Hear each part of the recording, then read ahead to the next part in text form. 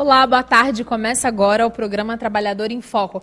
Esse aqui é nosso espaço institucional para que a gente consiga falar um pouquinho sobre a realidade de todos nós trabalhadores. Lembrando que essa é uma realização do Movimento Sindical de Petrópolis através da união de 14 sindicatos que querem levar para você conteúdo diferenciado e sem nenhum tipo de pressão empresarial.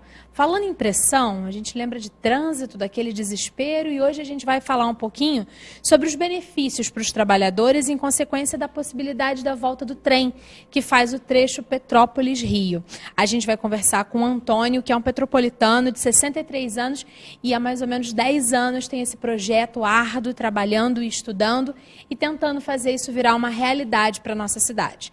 A gente vai fazer um breve intervalo e volta dando início ao bate-papo. Fica com a gente.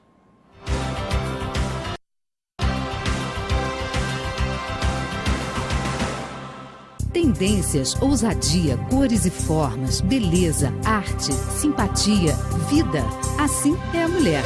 Assim é a Ilma Cabeleireiros. Pensando sempre em você, no seu bem-estar, com produtos e equipamentos de qualidade comprovada. Profissionais capacitados para atender às suas vontades. Faça como a Ilma. Pense em você e dê um up no visual. Porque beleza faz bem. Ilma Cabeleireiros.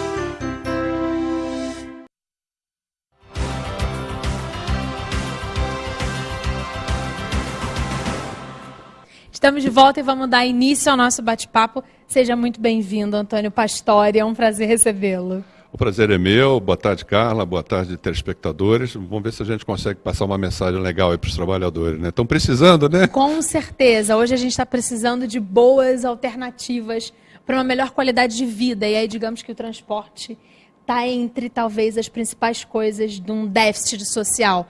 Ou seja, de forma geral, os nossos deslocamentos estão sofridos.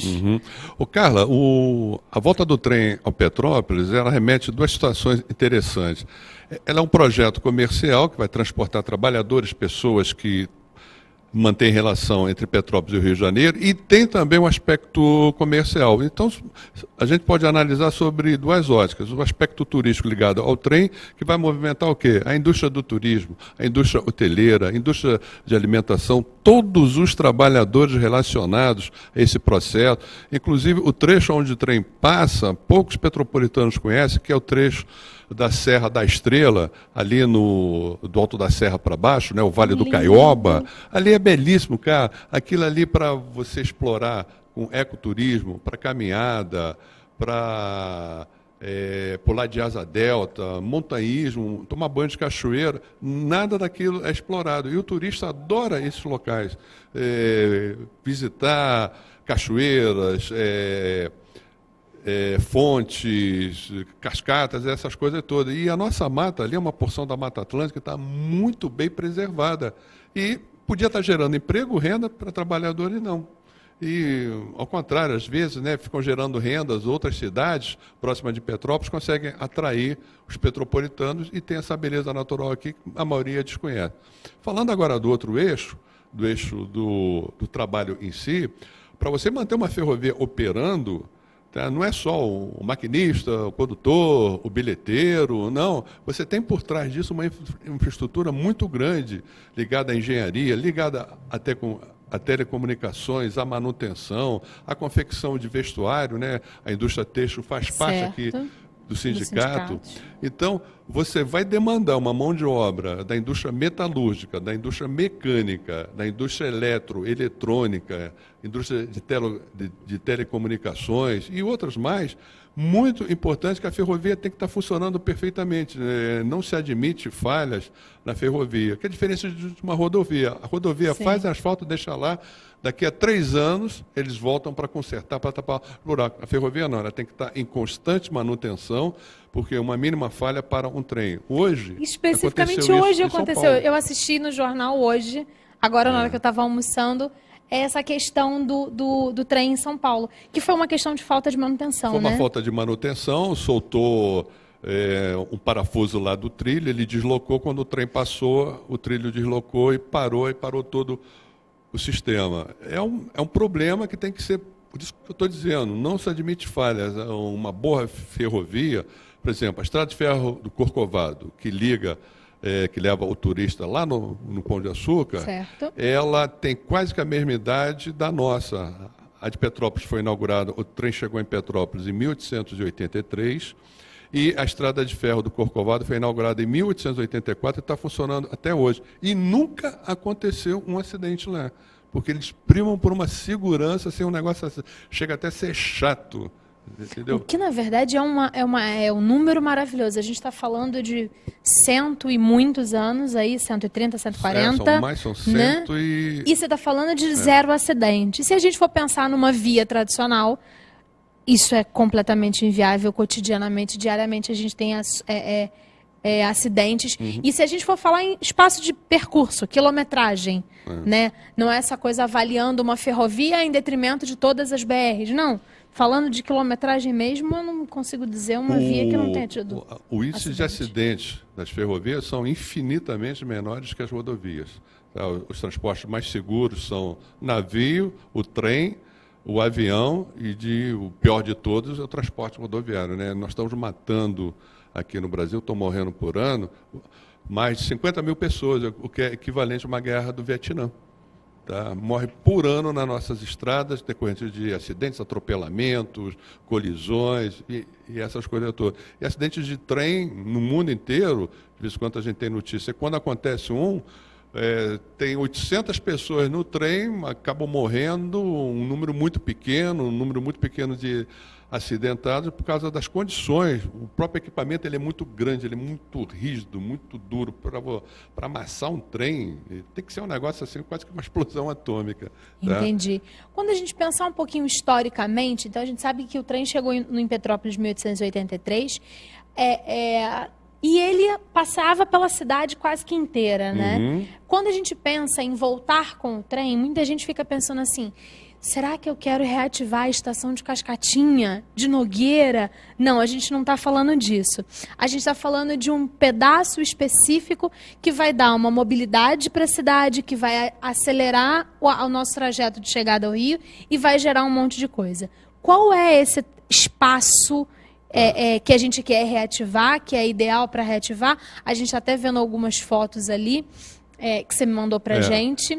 Essa foto que está aparecendo é o tipo de trem que funciona na Estrada de Ferro do Corcovado, que é o mesmo que nós queremos colocar aqui, porque esses trens vão ser aposentados, eles vão comprar novos trens e eles servem perfeitamente a mesma bitola, a mesma dimensão, dá para transportar 150, 120 passageiros confortavelmente sentados, ninguém em pé, tá? Que funciona perfeitamente. Então seria esse tipo de trem que faria a ligação. Ele não sairia do centro, porque nós temos a rodoviária Imperatriz Leopoldina, que é um terminal de ônibus, não tem espaço ali. Mas, um pouco mais à frente, 2 quilômetros à frente, na fábrica Dona Isabel. Ali é um espaço grande, 68 mil metros quadrados. Nós fizemos um estudo para revitalizar aquele espaço, fazer ali não só o terminal do trem, mas também um terminal de integração, onde vão sair ônibus para vários pontos da cidade. Ali tem espaço para estacionamento dos passageiros. Ali podem ser implantadas lojas, inclusive a gente estava discutindo sobre a descentralização, tirar a coisa do centro, prefeituras, órgãos públicos, colocariam lá dentro. Você pode colocar estúdios de televisão, escola, 68 mil metros quadrados, Carlos. E outra coisa, você está na boca final da Rua Tereza, então você vai trazer o turista, o sacoleiro, para entrar na Rua Tereza pela parte de trás, que é menos privilegiada. Todo mundo vem pelo começo da Rua Tereza, sobe a Aureliano Coutinho, vai subindo ali, quando chega no meio do caminho, está cansado, volta e deixa de visitar aquela porção de malharias que estão no final da Rua Tereza. A gente vai inverter isso.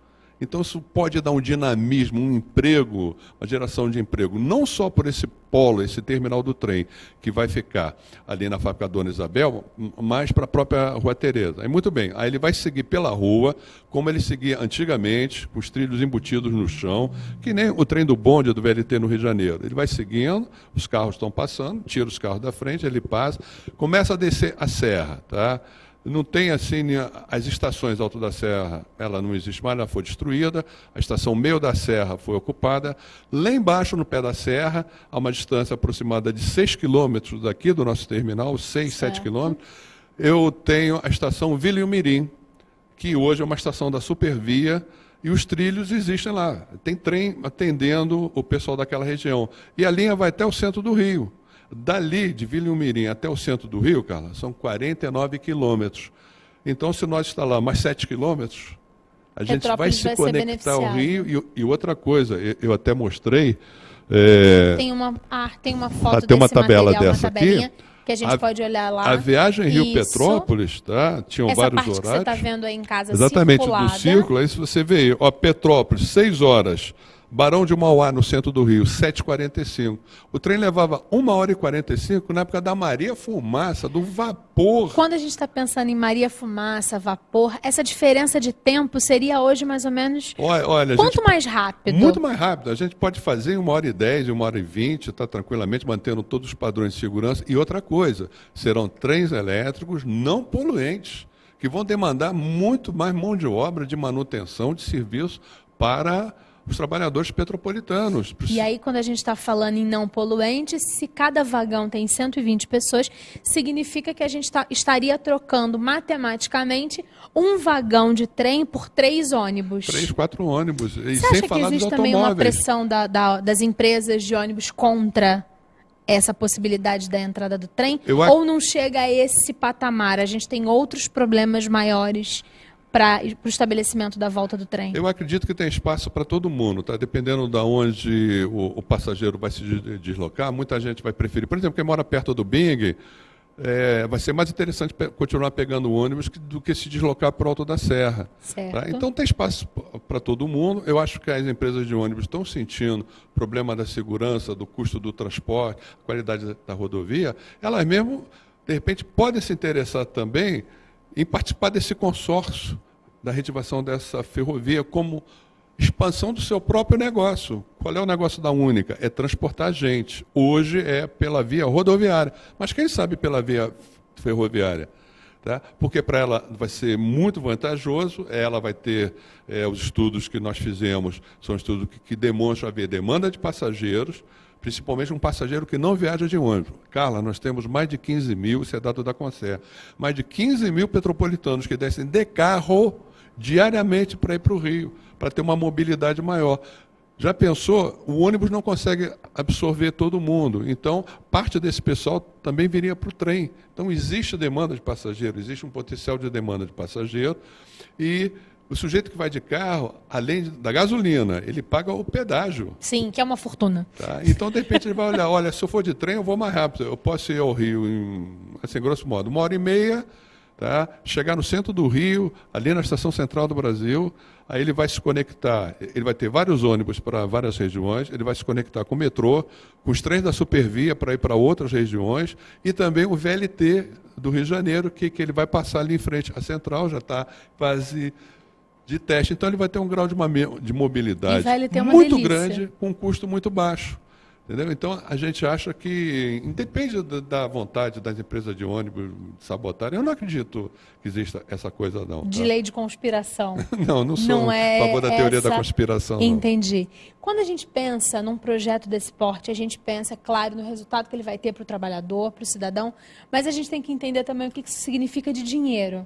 Né? Quando eu fiz a abertura, eu falei que há 10 anos você vem, junto com outros tantos trabalhos, trabalhando em prol desse projeto.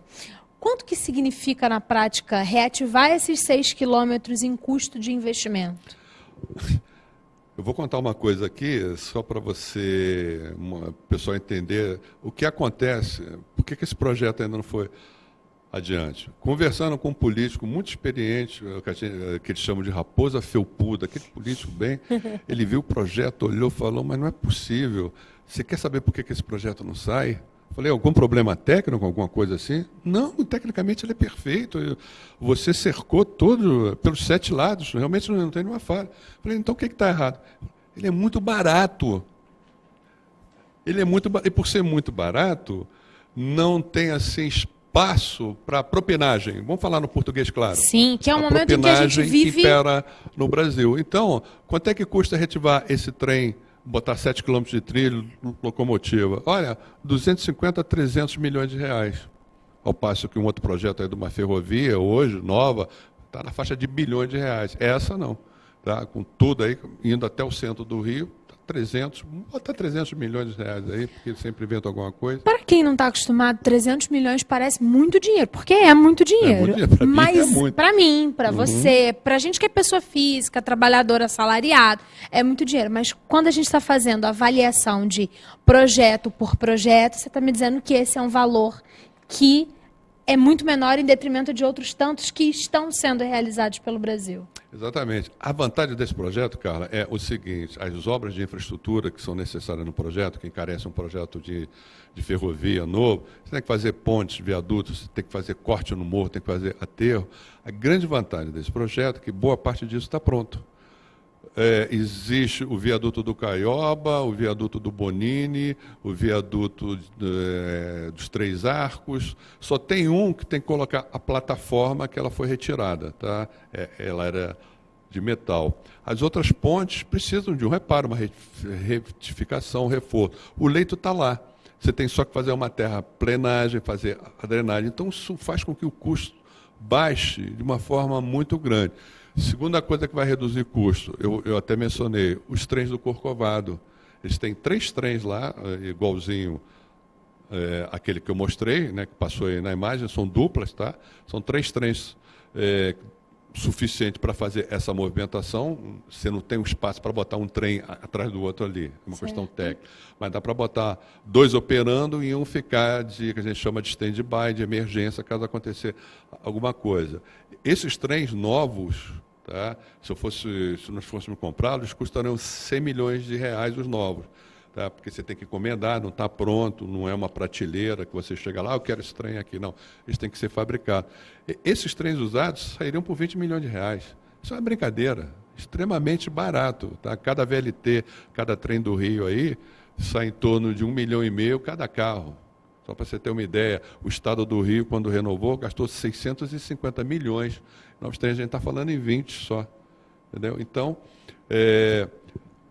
são cifras completamente distintas e que gerariam um retorno muito grande para o cidadão, para o trabalhador, para o mercado, para a estrutura de Petrópolis na atualidade. E outra coisa, Carla, nós somos reféns, todo mundo já estava comentando aí a questão do trânsito, nós somos reféns da BR-040, que é a principal porta de entrada e saída da cidade. Sim, somos reféns, aí toma um caminhão na serra, o que acontece? Eu fiquei preso horas e horas, porque tombou no túnel, não sei o quê, perdi o voo.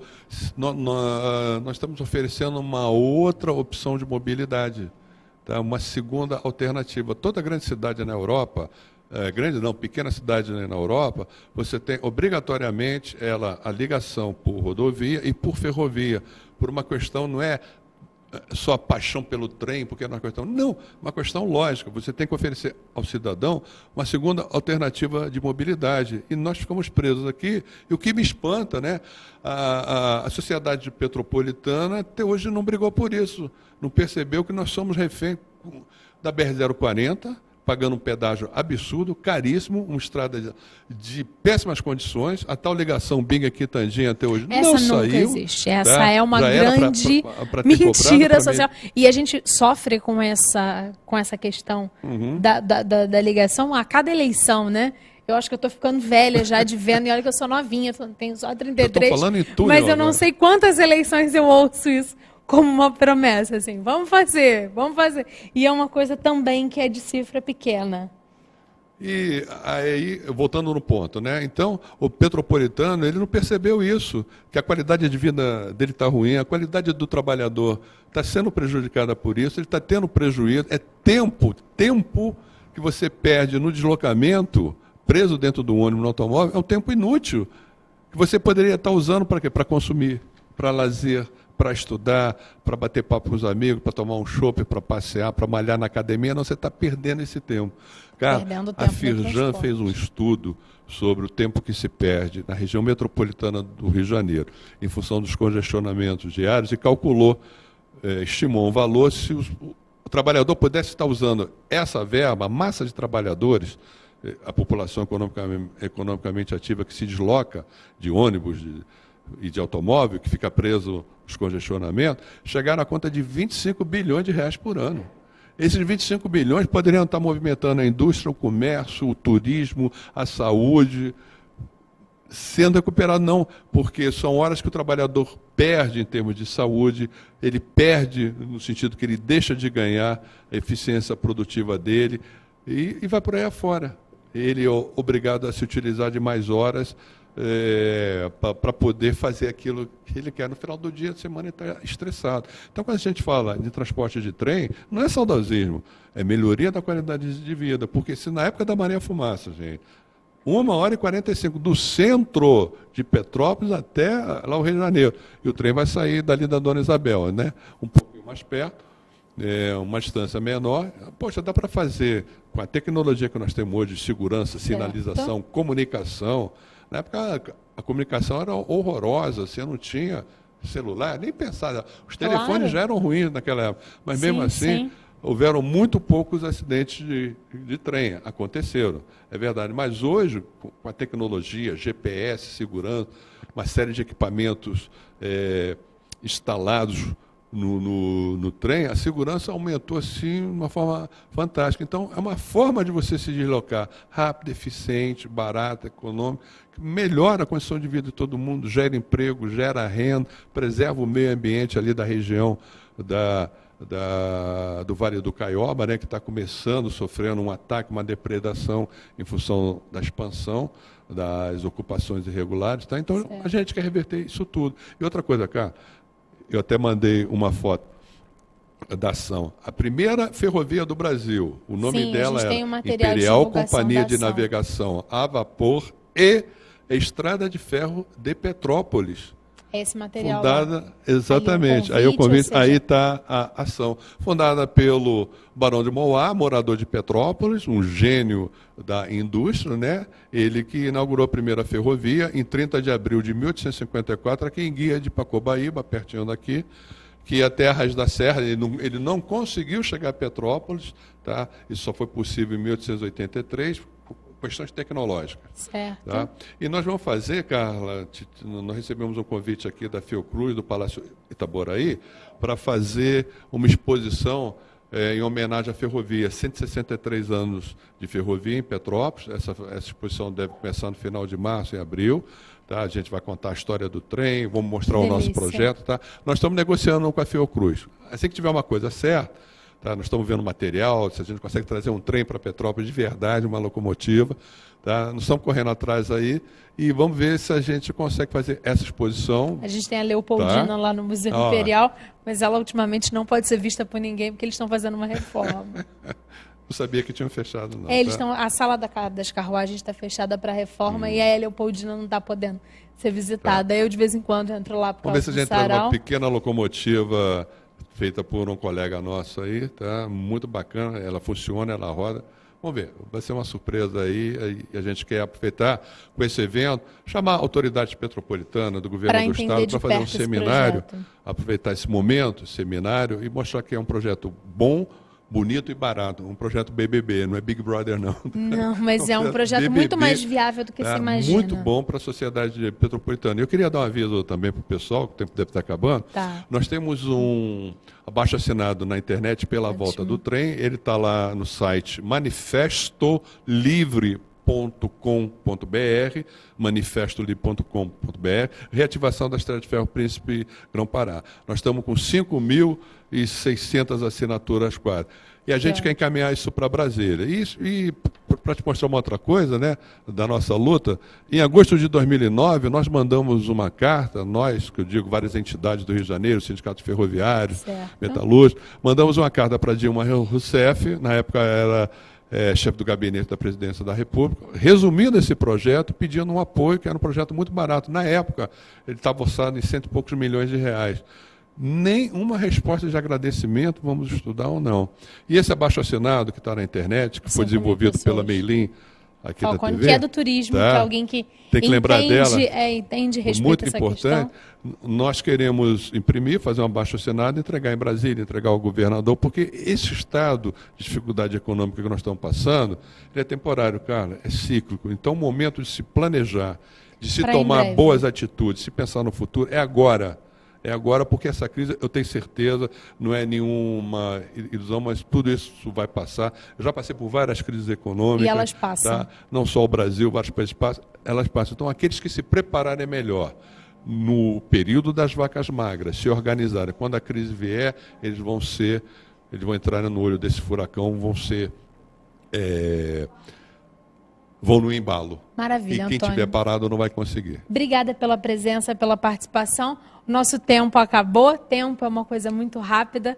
Hoje a gente nem parou, porque o assunto realmente é para ir nos trilhos e para ir logo. Obrigada a você que ficou com a gente. A gente volta na próxima semana. Um beijo grande e até lá.